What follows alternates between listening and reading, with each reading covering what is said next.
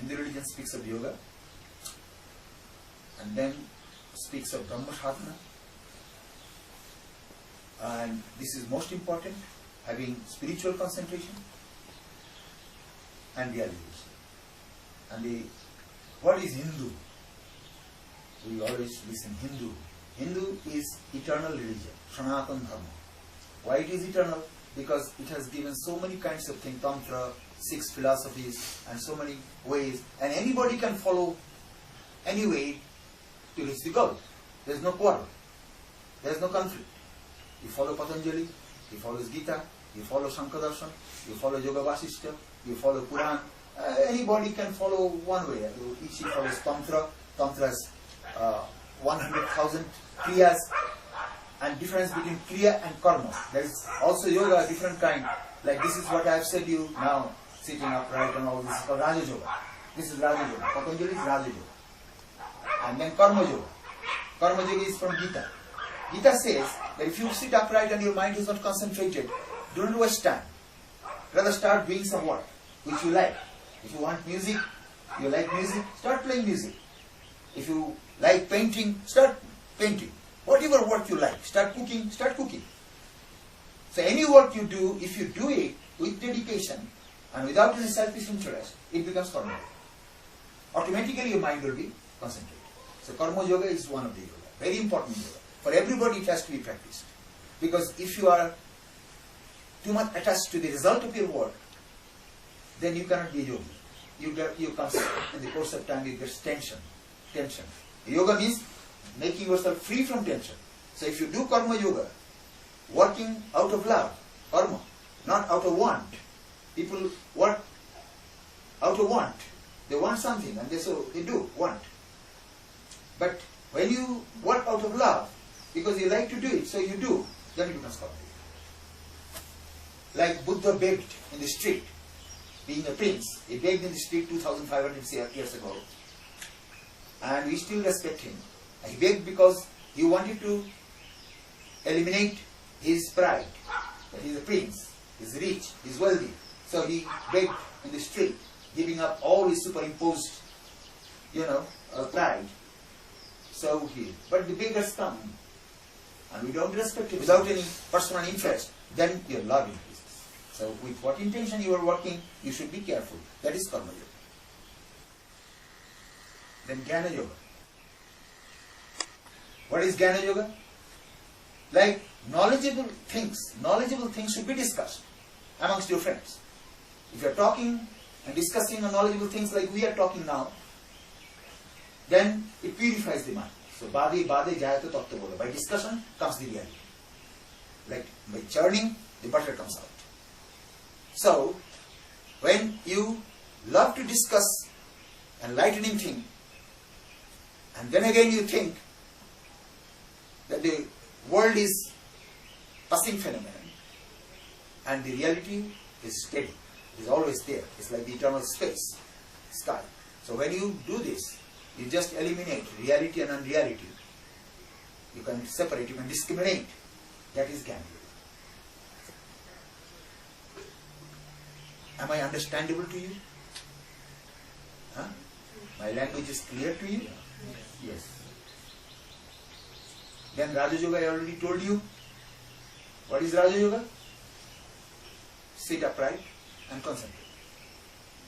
Sit upright and concentrate. Never let your mind wander uselessly here and there. Always be concentrated. So sit upright and concentrate here. Or concentrate on chakras. Or concentrate on the divine. So if you chant mantra and concentrate, and the meaning of the mantra, Om is the mantra. Is the purest mantra in the Hindu religion, is Om. What is Om? A, U, Ma. These 3 words. Anybody can pronounce. Somebody who has no palate, who has no tongue, he can also say Om. So Om is the beginning of sound. And the creation has come, they say, Hindu religion says, from Bindu, Nag and Kala. Light, sound and then diversity. So everything has light, everything has sound. In the world, everything has sound. Sound is permeated everywhere. So Om is the mantra, the sound. Om means creation, U means maintaining the creation, and Ma means changing the creation. So this is Om. And Om is existing where? In the Gayatri Mantra it is said, Om is existing in 3 worlds, 3 spaces. That is there with everyone, 3 spaces, called Bhu, Bhuva, Shwa in Sanskrit language. Bhu, material space, Bhuva, mental space, and Shwa, spiritual space. And how it can be analyzed? How it can be analyzed? I give you an example. Like I see you here, it is in the material space. Bhu. And I close my eyes, I can even see you and see other things, see many things. That is Bhuva. And when I suspend all my thoughts, every bit of thoughts, completely clean mind, then another space opens. There is spiritual space. There is more bigger. Like from mundane, from the material world, mental is bigger, and from mental, spiritual space is bigger. And it is there with every individual. You try, but you sit upright and you see the mind is moving, here, there, and then it is like crazy, lunatic kind of things, moving. But you can suspend them by your pranayama, by your concentration, by your discrimination. Then, automatically, when the mind is silenced, a space is open. That space is very happy, joyous, clean, pure, enlightened. And then light will come to you. Light will come to you in the course of time if you have practiced hard, because it needs a lot of practice. A lot of practice. It is, Buddha says, it is easy to conquer an empire by sword, but it is very difficult to conquer one's mind. So, if you have conquered and you see, then the light will come to you, then the tranquility will come to you, spiritual experience will come. In this 3 space, Om is permeated. Where is Om? Somebody says, where is Om? Om is permeated in all 3 worlds. When you open your eyes, still all things that you see is from the Om. When you close your eyes and you see things in your mind, all from the Om. When you suspend everything, then the joy comes in you spiritual, that is Om. So, Om is everywhere. Omnipresent.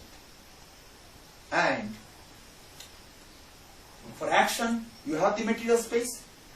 For reflecting, for contemplating, you have the mental space, Bhuvarlok. And for meditation, Samadhi, Yoga, you have the spiritual. So every individual has 3 existences. He has 3 bodies. One is physical body, crude body. Another is subtle body. Another is causal body.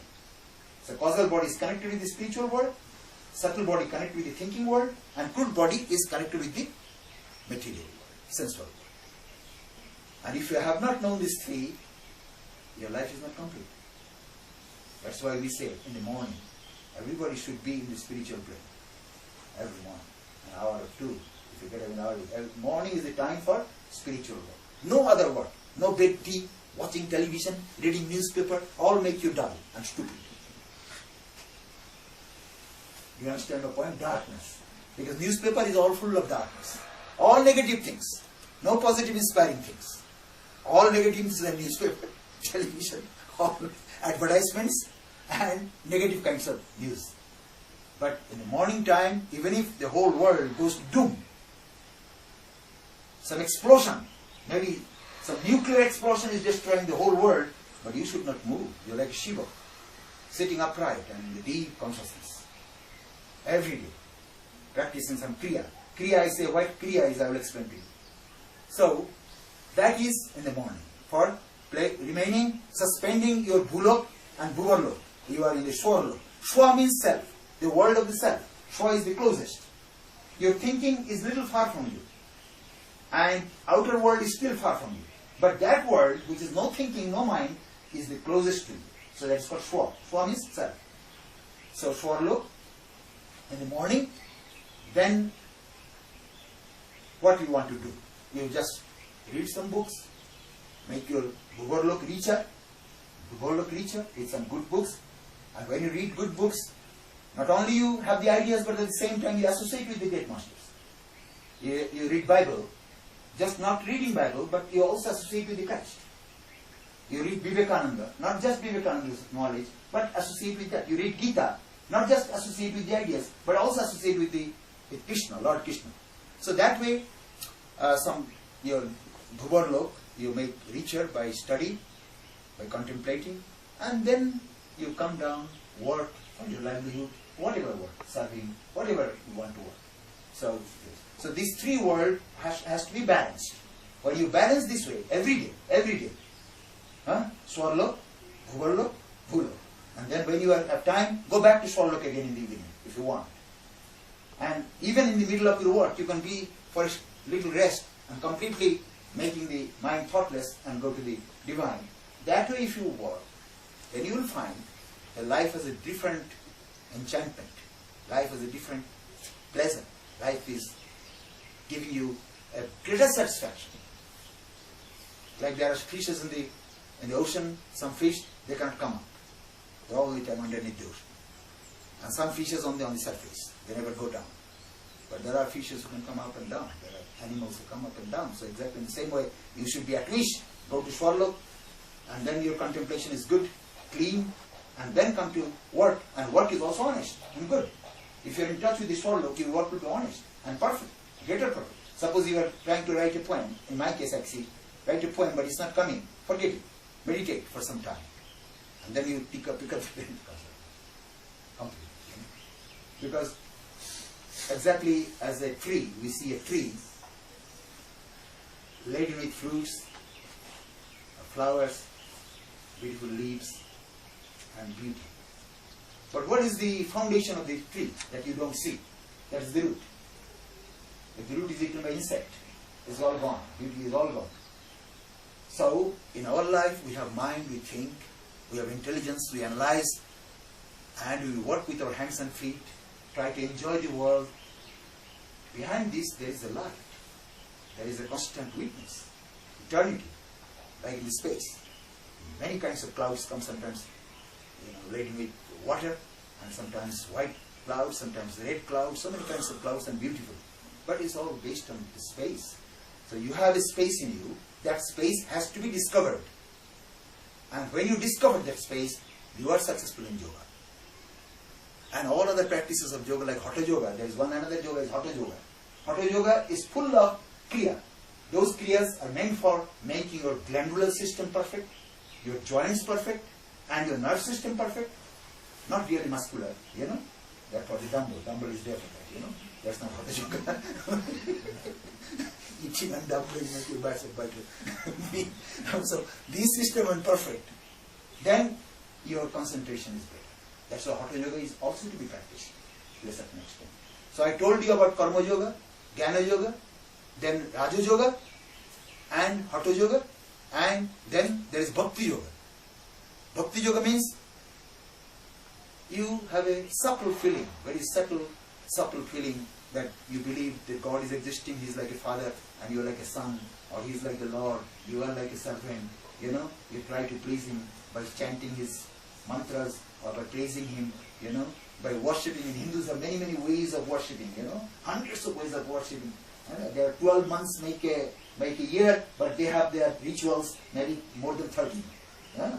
Maybe 1 month twice also. So these are all rituals meant to make you, for the time being, forget the world. The problem is the world. The mind is gripped by the world, which you have to give up.